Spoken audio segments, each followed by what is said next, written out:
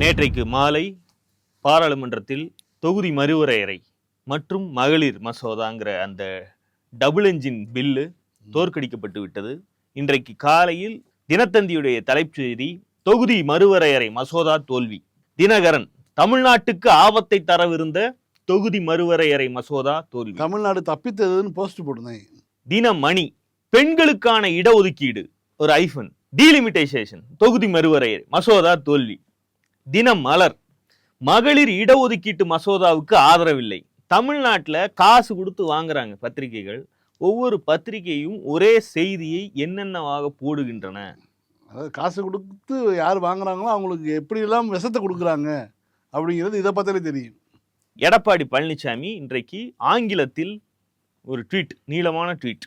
தமிழ்நாடு தனது அரசியல் அதிகாரத்தை அதிகரிப்பதற்கான வாய்ப்பையும் தனக்கு நியாயமாக சேர வேண்டிய கூடுதல் 20 நாடாளுமன்ற உறுப்பினர் இடங்களை பெறுவதற்கான வாய்ப்பையும் இழந்துவிட்டது. மாண்புமிகு பிரதமர் மோடி அவர்கள் வழங்கிய 50% கூடுதல் இடங்களை பெறுவதற்கான பொன்னான வாய்ப்பை நாம் இழந்தது மட்டுமல்லாமல், முதலமைச்சர் அவர்களே நீங்கள் ஒரு கைப்பாவையாக செயல்பட்டு இந்த வாய்ப்பின் முக்கியத்துவத்தை புரிந்து கொள்ளாமல் அதை கண்மூடித்தனமாக எதிர்த்தீர்கள். எனக்கு இந்த அயன்ல பெரிய சேட்டு எராயினை கொண்டே கக்கூஸ்ல கொட்டிடுவாரு.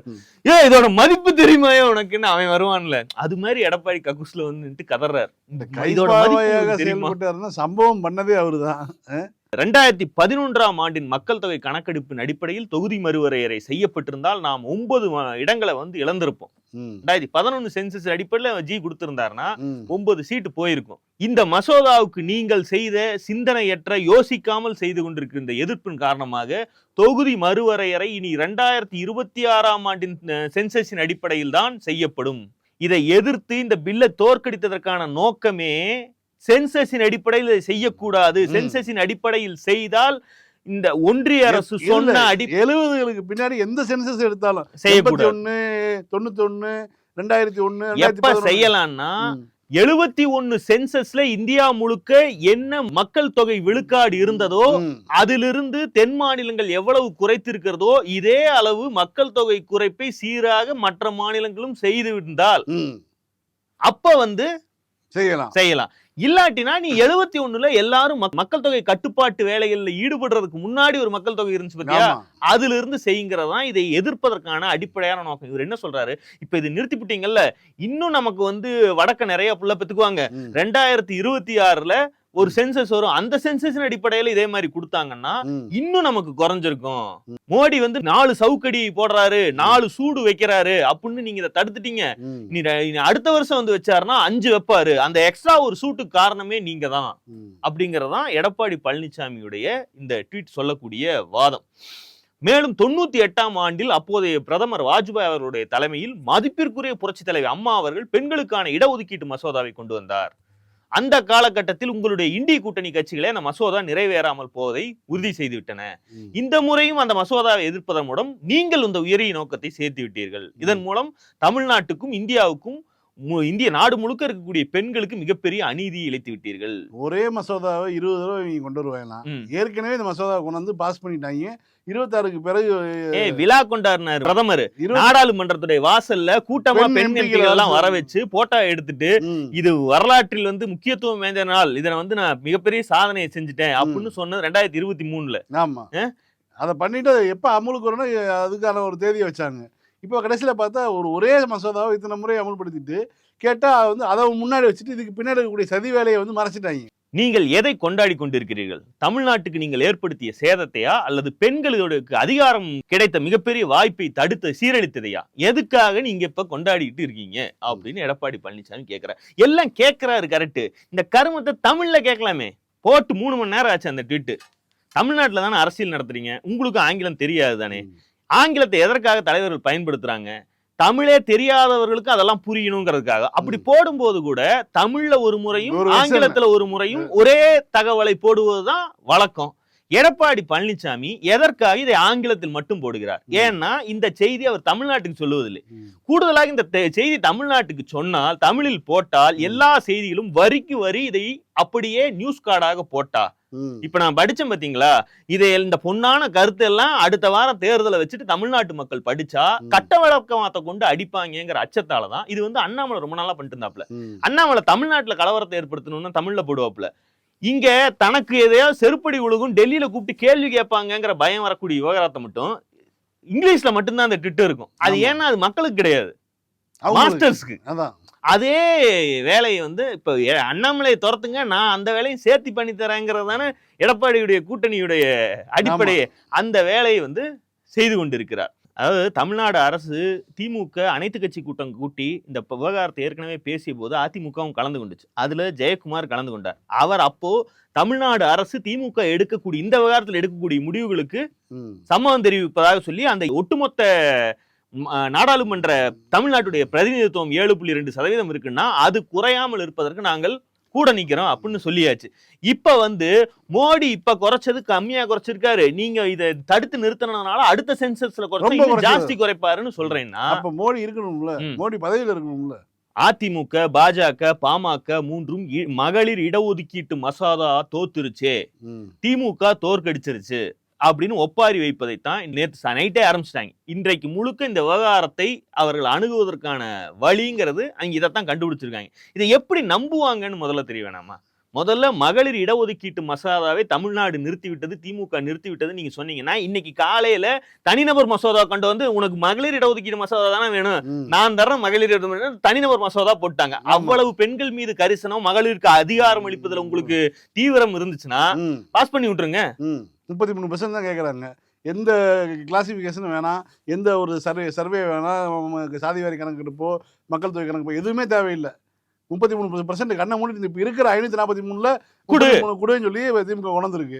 இல்லப்பே அது மட்டும் முடியாது பே அப்படின்னா அப்போ உன்னுடைய நோக்கம் வந்து தெளிவாச்சு. இதுல வந்து தமிழ்நாட்டு மக்களை மட்டுமல்ல, இந்தியாவில் வேற எந்த மாநிலத்திற்கு கூடிய மக்களை கூட திமுக இதில் துரோகம் செய்து விட்டது, இந்தியா கூட்டணி துரோகம் செய்து விட்டது, மகளிருக்கு எதிராக செயல்பட்டு விட்டதுன்னு நம்ப வைப்பதற்கெல்லாம் வாய்ப்பே கிடையாது. அது பாஜகவுக்கே தெரியும். ஆனா எடப்பாடி பழனிசாமி தமிழ்நாட்டில் இந்த என்டிஏ கூட்டணியில் இருப்பவர்களும் இதுதான் வழி அப்படின்னு நினைச்சிட்டு வேலை செய்கிறார்கள். செங்கல் இருக்கு சோத்துல அப்படின்னு தூக்கி வைப்பாங்கல்ல, அந்த மாதிரியான ஒரு வேலையை செய்து கொண்டிருக்கிறார்கள். இவர்கள் தமிழ்நாட்டில் விழக்கூடிய, இப்ப இதை நீங்க நகைச்சுவையா எடுத்துட்டு இதை கூட நம்புவானுங்களா? தோத்த கடுப்புல, ஏன்னா திமுக தலைவர் வந்து நான் பற்ற வைத்த நெருப்பு அங்கே எரிந்து கொண்டிருக்கிறது, ரத்தம் ஒரு சொட்டு மிச்சம் இருந்தாலும் விடாமுயற்சின்னு பஞ்ச் அடிச்சிட்டார். இல்ல அது தேர்தல் பிரச்சாரம், தலைக்கு மேல தேர்தல் இருக்கு, இப்படியான சூழல்ல இதை ஒரு அப்புறம் பார்த்துக்கலாம் அப்படின்னு சொல்லிட்டு கருப்பு சட்டையை போட்டு ரோட்ல இறங்கி போராட்டத்தில் இறங்கிட்டாங்க. அப்ப எவ்வளவு பெரிய பிரச்சனைங்கிறது மக்களுக்கு புரியும்ல, பார்க்கக்கூடிய மக்களுக்கு. ஏன்னா தேர்தல் பிரச்சாரம் மற்ற கட்சிக்காரங்களாம் வீடு வீடா சுத்திட்டு இருக்காங்க, இவங்க என்ன திடீர்னு ரோட்ல இறங்கி போராட்டம் பண்ணிட்டு இருக்காங்கன்னு மக்களுக்கு புரியும்ல. இப்ப இது எவ்வளவு ஒரு சீரியஸான இஷ்யூன்னு தெரியுமா இல்லையா? இது கூட தெரியாத அளவுக்கு மக்கள் இருக்காங்க. எடப்பாடி மக்கள் அவ்வளவு முட்டாளா நினைக்கிறாரு. எடப்பாடி பழனிசாமி இது மாதிரியான வேலைகளை செய்வதோ டெல்லிக்கு மாப்படுவதோ ஒன்றும் பெரிய பிரச்சனை இல்லை, நம்ம சிரிச்சுட்டு கூட கடந்து போகலாம். ஆனால் இப்போதும் வந்திருக்கக்கூடிய எல்லா சர்வேக்களும் சொல்லக்கூடிய விஷயங்கள் என்ன? தேர்தல் கருத்து கணிப்புகள், இந்த கும்பலும் 30% கிட்டத்தட்ட வாக்குகளை வாங்க போகிறது. தமிழ்நாட்டில் விளக்கக்கூடிய வாக்குகள்ல 30% இந்த தமிழின துரோகிகள் சேர்ந்து வாங்க போகிறார்கள்னா அதுதான் எவ்வளவு அச்சுறுத்தலான விஷயம் அப்படின்னு பார்க்க வேண்டியது. தமிழ்நாட்டை வஞ்சிக்கக்கூடிய ஒரு சட்டத்தையே பெண்களுக்கான மசோதா என்கிற போர்வையில் கொண்டு வர துடிக்கும் கும்பல் இன்றைக்கு திமுக மற்றும் அதன் கூட்டணி கட்சிகளால் வீழ்த்தப்பட்டிருக்கு. அதன் பிறகும் வீழ்த்தப்பட்ட பிறகும் வெட்கமே இல்லாமல் இப்படி ஒரு நாடகத்தை ஆடிக்கொண்டிருக்கிறார்கள்னா 2023 எதுக்கு இந்த மகளிர் மசோதா ஜெயிச்சிருச்சு? அன்னைக்கு 400க்கு மேல திமுக உட்பட அத்தனை கட்சிகளும் வாக்களித்து 1% ஆப்ஷனே இல்லையே. அப்போ இன்னைக்கு வந்து தனிநபர் மசோதா கொண்டு வராங்க, அதையும் நாங்க பாஸ் பண்ணி கொடுக்க மாட்டோம் அப்படின்னா இவருடைய நோக்கம் என்னன்னு பார்க்கணும். இந்த டீலிமிட்டேஷன் திராவிட இயக்கமே நீங்க பெண்கள்னு ஆரம்பிச்சீங்கன்னா வந்து இங்கிலாந்துல வந்து ஓட்டுரிமை கொடுப்பதற்கு முன்பாக கட்சி சென்னையில வந்து கொடுத்துட்டாங்க. அந்த அளவுக்கு வந்து பெண்களுக்கான உரிமை எல்லா வகையிலுமே, கட்சி அமைப்பு ரீதியாக எல்லா வகையிலுமே வந்து பெண்களுக்கு வந்து எல்லா உரிமையும் கொடுக்கக்கூடிய இயக்கத்தில் வந்து அந்த இயக்கம் வந்து தான் வந்து பெண்களுக்கு வரக்கூடிய மிகப்பெரிய ஒரு நன்மையை தடுத்துருச்சுன்னு சொன்னால், அறிவுள்ளவர்கள் அதாவது இன்டலெக்சுவல்ஸ் வந்து கண்டிப்பாக சிரிப்பாங்க. நாளைக்கு அவர்கள் வந்து எழுதக்கூடிய கட்டுரைகளில் வந்து உங்களை வந்து கிளிக்க தான் போகிறாங்க. இந்த விவகாரத்தில் வரலாறு இந்த எடப்பாடி பழனிசாமியை தமிழினத்துக்கான துரோகியா தான் பதிவு செய்ய போகுது. இன்னொன்னு, இந்த டீலிமிட்டேஷனுடைய தோல்வி, நேற்று மசோதா தோல்வி அடைஞ்சிருக்குன்னா இது திமுகவுக்கு தேர்தல் காலத்துல ஃப்ரீ ஹிட் என்பதை அதிமுகவினரே உணர்கிறார். எனவே அதை மடைமாற்றுவதற்கு தான் எடப்பாடி பழனிசாமி என்ன செய்யறாருன்னா, செங்கோட்டையன் கூட போய் ஒரு ஸ்பேரிங்க போடுவோம், நாம இந்த மாதிரி ஒண்ண பண்ணுனா அதை விட்டுருவாங்க, ஒரு கில்மா சீன் நாம அடி வாங்கினதையும் மறந்துடுவாங்க. அவருக்கு ஒரு மேட்ச்ல ஜெயிச்சுட்டாங்க, டெல்லி மேட்ச்ல ஜெயிச்சதை இங்க பெருமையா பேசிட்டு இருக்காங்க. அதையில இருந்து மாத்தி தேர்தல் களத்தை சுவாரஸ்யமாக மாத்தணும்னா நாம ஒரு சின்னதா ஒரு ஸ்டெப் போட்டா தான் உண்டுன்னு சொல்லி, ஏன்னா இதையும் செங்கோட்டையன் ஆரம்பிச்சு வச்சாரு. செங்கோட்டை என்ன பண்ணாரு, அவங்க ஊர்ல ஓட்டு கேட்க போகும்போது அந்த கூவத்தூர்ல நடந்ததை அவரு தன்னுடைய வெர்சன், கொத்தாளத்தேன் வெர்சனு, விருமாண்டி வெர்சன் எல்லாம் போக குபீர் ஜாலி பிரதர்ஸ் வெர்சன் ஒன்னா செங்கோட்டையன் இறக்குறாரு. அவரு என்ன சொல்றாருன்னா, நானும் அங்கனக்குள்ளேயே தான் உட்கார்ந்து இருந்தேன், திடீர்னு மலைப்பாம்பு மாதிரி ஒண்ணு அடியில பூந்து வருதுங்க, என்னடா அது மலைப்பாம்பு வந்துருச்சு, மைக் எடுத்தாரா மலைப்பாம்பு. அவர் என்ன சொல்றாரு, ரெசார்ட் வேற கடலோரத்துல இருக்கு, கடலோரத்துல எங்கடா மலைப்பாம்பு வந்துச்சுன்னு நானும் எந்திரிச்சு பாக்குறேன், அதுதான் எடப்பாடி பழனிசாமி. இப்படியாப்பட்ட எடப்பாடி பழனிசாமி, நான் சிஎம் ஆயிருக்கேன், அது நான் உட்கார்ந்து இருக்க வேண்டிய இடம், ஏலத்தில் எடுக்கிறதுக்கு ரூபாய் இருக்கான்னு கேட்டாங்க. என்கிட்ட அன்னைக்கு பார்த்து அன்றை வேற மறந்துட்டு வந்துட்டேன். எடப்பாடி தான் 2 ஜோப்புலையும் நிறைச்சிட்டு வந்தாரு, டக்குன்னு ஏலம் எடுத்துட்டாரு அப்படின்னு அவரு சொல்ல. அம்மாவுக்கு பிறகு நான் முதலமைச்சர் ஆயிருக்கணும், ஏமாந்து விட்டுட்டேன். ராத்திரி வரைக்கும் நான் தான், காத்தாலதான் மாறி போச்சு. ஏன்னா பொட்டி அத்தால கையில இருந்து பொட்டி இல்ல. செங்கோட்டை இந்த மாதிரி இந்த வேலையை, இந்த காலில் விழுந்த கதையை, மலைப்பாம்பு கதையை சொல்லிட்டு இருக்கும் போது இங்க வில்லிவாக்கம் வேட்பாளர் இருக்காரு இல்லைங்களா, அவரு கோவப்படுறாரு. எடப்பாடி காலில் விழுந்தாருன்னா அது நடந்து 10 வருஷம் ஆக போகுதுங்க, எதுக்குங்க அதையே பேசிட்டு இருக்கீங்க, ஒரு அரசியல் இதைத்தானா பேசணும், அரசியல் எப்படி தரங்கெட்டு போயிருச்சு பாருங்க அப்படின்னு அவங்க சொல்லிட்டு இருக்கும் போது செங்கோட்டை இங்க மலைப்பாம்புன்னு ஒரு பேரு வச்சுட்டு எடப்பாடிக்கு அவர் பேசிட்டு இருக்காரு. இதை பாயிண்ட புடிச்சிட்டாரு. என்ன இருந்தாலும் நீங்க என்கிட்ட காலில் விழுந்து கெஞ்சினதுனாலதான் உங்களுக்கு பதவி கொடுத்தேன், அம்மா உங்களை பத்தி என்னென்னலாம் சொல்லியிருக்காங்க தெரியுமா, ரொம்ப மோசமான ஆள்னு சொல்லியிருக்காங்க. அவர் என்னன்னா, செங்கோட்டையினுடைய மகனும் மனைவியும் ஜெயலலிதாட்ட யார்கிட்ட போய் கம்ப்ளைண்ட், அதுவும் எந்த கம்ப்ளைண்ட், சரி அதுக்குள்ள கூட போக வேணான்னு வைங்க, சொல்லியிருக்காங்க. அது என்னன்னு இவர் ஓபன் பண்ண மாட்டாராம். அதெல்லாம் சொன்னா வெளியே நடமாட முடியுமா, கையெடுத்து கும்பிடுவாங்க. மரியாதை கொடுத்தாலும் பிரயோஜனம் இல்ல, மரியாதை இல்லாத ஒரு மனிதர். அம்மா அவர்களுக்கு அமைச்சராக கொடுத்த போது இவருடைய மனைவி திரு செங்கோட்டையனுடைய மனைவி, திரு செங்கோட்டையுடைய மகன் அங்க தலைமைச் செயலகம், அம்மா முதலமைச்சராக வந்திருக்காங்களே, தலைமைச் செயலகத்துக்கு புகார் கொடுத்தாங்க. அது கேவலமான புகார், மோசமான மனிதர்னு அம்மா சொன்னாங்க. அப்படிப்பட்ட ஆளை, நீக்கப்பட்ட ஆளை நான் முதலமைச்சராகி என்னுடைய அமைச்சர்களை சேர்த்துனதான் நான் செஞ்ச தப்பு. நடந்தது கூட சம்பவம் சாதாரண விஷயமா தான் இருக்குன்னு வச்சுக்கிறேன். இவர் சொல்றதை பார்த்தா நம்ம கற்பனை ஜானி சின்ஸ் ரேஞ்சுக்கு போகுது. இவர் என்னமோ யோக்கிய மாதிரி எனக்கு மேட்டூர்ல இருந்து செருப்பு வரும். இது இவர் எவ்வளவோ மனசுக்குள்ள இருக்குச்சு தப்பாங்கிற மாதிரிதான் இருக்கு. செங்கோட்டையனை பற்றி சின்ன வீடு வைத்த விவகாரத்தை எடுத்து முச்சந்தியில வச்சு பேச, அதுவும் இப்ப யாரு பாக்கெட்ல யாரு போட்டோ வச்சிருக்காரு தெரியுமா அப்படின்னு கேட்டா, எதிரில் இருக்க கிரௌடு அதிமுக காரனுங்க ஒரு மேற்படி நடிகை பேரை சொல்றாங்க. அதுல எல்லாம் அவர் கைதேர்ந்தவர். அவர் கூவத்தூர்ல என்னென்னலாம் கேட்டாரு தெரியுமா அப்படின்னு அந்த பேச்சை இந்த வேலை வேற பண்ணி கொடுத்து வந்திருக்காரு. அவரு எல்லாம் வளர்த்து எடுத்து அருமையா பேசியிருக்காரு. எல்லாம் பேசிட்டு கடைசியில திருக்குறள்ல முடிக்கிறாப்புல. இல்லைன்னா வீதியில போனா கையெடுத்து கும்பிடுறதுக்கு யோகி இருக்குது அந்த ஆளுக்கு. என்னுடைய அமைச்சரவையில் மட்டும் கெஞ்சி கண்ணீர் விட்டா மனுஷன். இப்பெல்லாம் ஏதாவது பேசுறான், வாய் கொழுப்புல பேசிட்டு இருக்க அந்த மனுஷன். நீ அழுது எனக்கு தெரியாதா, நீ வடிச்ச கண்ணீர் தெரியாதா, நீ இருக்கும்போது, நீ முதலமைச்சர் இருக்கும்போது எனக்கு ஒரு வாய்ப்பு கொடுக்கலீங்கன்னா வேற யாரு கொடுக்க போறா? உண்மையால எனக்கு ஒரு காலத்துல நல்ல நண்பராக தான் இருந்தார், நான் இல்லைன்னு நான் மறுக்கல. நான் இவர் மாதிரி போய் பேச வேண்டிய அவசியம் எனக்கு இல்லை. நான் அந்த நட்பின் அடிப்படையில் நான் கொடுத்தேன். அந்த மரியாதை உனக்கு இருக்குதா? நன்றி மறப்பது நன்றன்று, நன்றே அல்லது அன்றே மறப்பது நன்று. 2000 முன்னே ஐயன் திருவள்ளுவர் சொல்லிட்டு, நன்றி மறப்பது நன்றன்று, நன்றல்லது அன்றே மறப்பது. எனக்கு அவர் மாதிரி சொல்ல ட்ரை பண்ணா கூட தப்பா வர மாட்டேங்குது. திருவள்ளுவர் இருந்தாலும் சைக்கிள் எடுத்துட்டு போய் நேரா போய் ரோக்கர் கொடுங்களான்னு வாங்கி எடப்பாடி முன்னாடி குடிச்சிருவாரு. அந்த குரல் எழுதுனதுக்கு பகிர்ந்து விடுவேன், என்னிடத்தில் மட்டும் வந்து விடாதே என்று இருப்பாரு. அங்க இந்த குரலை நீ சொல்லலாமா? நன்றி மறக்கிறத பத்தி சசிகலா கேக்குமா இல்லையா? அந்த அம்மா பாவம் எல்லா சேனலுக்கும் பேட்டி கொடுத்துட்டு இருக்கு, ஊர் ஊரா போய் நியாயம் கேட்டுக்கிட்டு. தினகரன் யாரெல்லாம் இருக்காங்க, இவர் வந்து விபூதி அடிச்ச டிக்கெட்டுகளுடைய எண்ணிக்கை எவ்வளவு பெரிய டிக்கெட்டு. என்ன சொன்னார்? செங்கோட்டையனா? செங்கோட்டையன் அவர் எனக்கு நல்ல நண்பர் தான் செங்கோட்டையன். இருந்தாலும் இப்படி பண்ணிருக்க கூடாது இல்ல. என்கிட்ட வந்து நீங்களே செஞ்சு தரலன்னா எனக்கு யார் அமைச்சர் பதவி கொடுப்பாங்கன்னு கேட்டாரு. சாதி ரீதியா சொல்லியிருக்காரு. நீ இருக்கும் போதே எனக்கு தரலனா வேற எவன் தருவான் அப்படின்னு கேட்டா அதனால நான் கொடுத்தேன் அப்படின்னு. கொடுத்துருக்க கூடாது. அதுதான் நான் பண்ண தப்பு. இவர் வந்து கேஸ் வாங்கிட்டு தலைமறைவா கரெக்டுகிட்ட சுத்திட்டு இருந்தப்போ இவர் காப்பாத்தினவர்கள்ல ஒருத்தர் வந்து செங்கோட்டையனுக்கு கார் கதவை திறந்துட்டு பொட்டி தொட்டி உள்ள வச்ச இடத்துல இருந்திருக்காரு.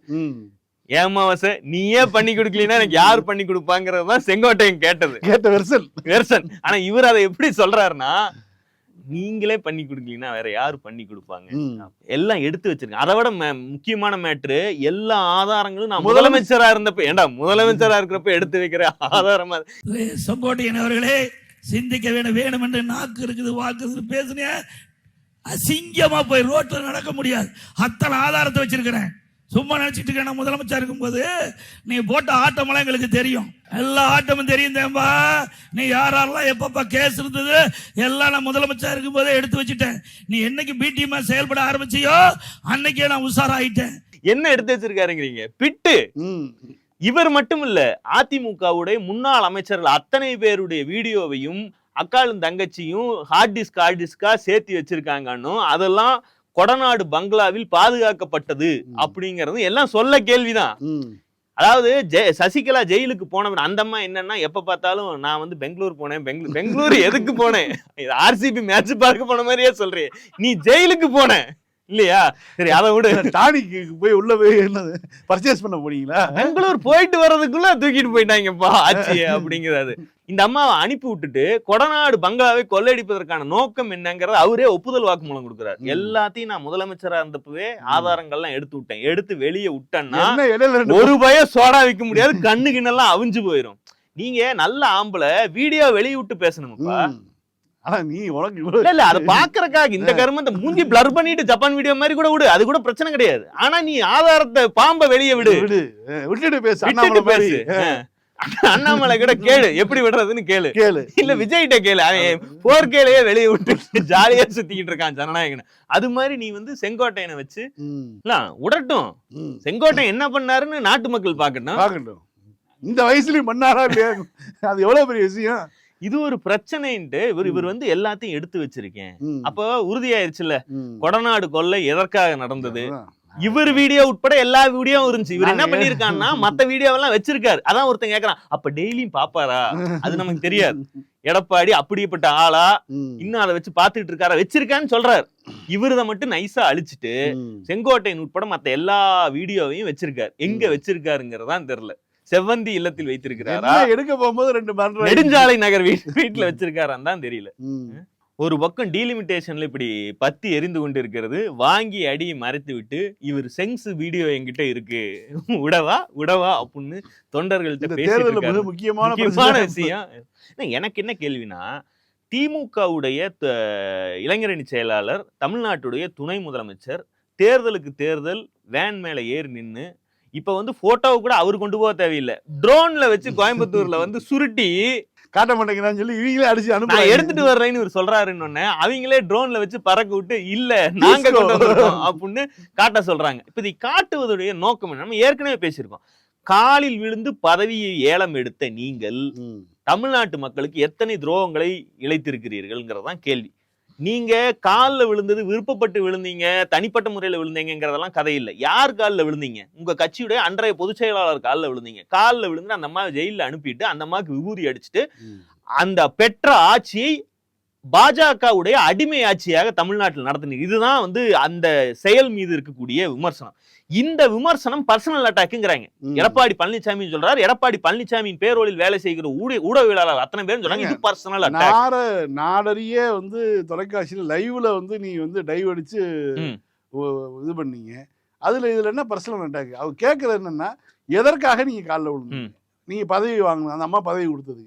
உள்ள போனோன்னு 2வது மாசமே நீ ஒரு வேலைக்காரி, நீ எனக்கு யார் நீ முதல்ல அப்படின்னு நீ கேட்டது யாரு? இதே எடப்பாடி தான். சரி, இவங்க கேக்குறாங்க, இவங்களுக்கு கூட நீ பதில் சொல்ல வேணாம். என் விருப்பம், நான் உழுகுறேன் உழுகாக மாட்டேன்னு நீங்க ஒரு நியாயம் சொல்றீங்கல்ல, அதே கேள்விய அந்த தம்பி என்ன தப்பா சொல்லிருச்சு, உளுந்தது தானே நீன்னு சசிகலா கேக்குது. யாரு காலில் உழுகியோ அந்த அம்மா கேக்குது, அந்த அம்மாக்கு பதில் சொல்லு.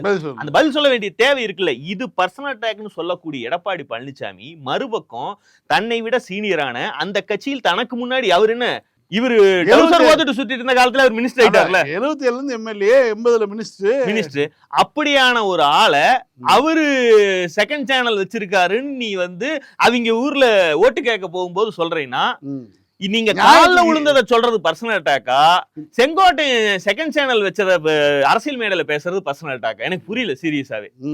இல்ல அவங்க ஊர்ல போய் இதை சொன்னா அவரை பெருமையா தான் நினைப்பாங்க. இப்ப அதுவும் இல்லாம இப்ப செங்கோட்டையன் சேர்ந்து இருக்கிற கட்சிக்கான அடிப்படை தகுதியே டே 4 வச்சாதான்டா பெரிய மனுஷன் ஊருக்குள்ள மதிப்பே இருக்கு. அது ஓஜி விஜயா மாறுறதுக்கு தான் இவங்க எல்லாருமே ட்ரை பண்றாங்க. அதனால அந்த கட்சியில இது ஒரு இதான் டீ சாப்பிடுற மாதிரி பட்டினப்பாக்கம் வரைக்கும் பைக்ல போய் காத்தாட டீ சாப்பிட்டு வர மாதிரியான மேட்டர். அதனால அதெல்லாம் அங்க ஒரு பிரச்சனையாகவே மாறாது. மீண்டும் சந்திப்போம். லைக் பண்ணுங்க, ஷேர் பண்ணுங்க, சப்ஸ்கிரைப் பண்ணுங்க, கமெண்ட் பண்ணுங்க. பாய். பாலிடிக்ஸ் பேசுறோம். பாலிடிக்ஸ்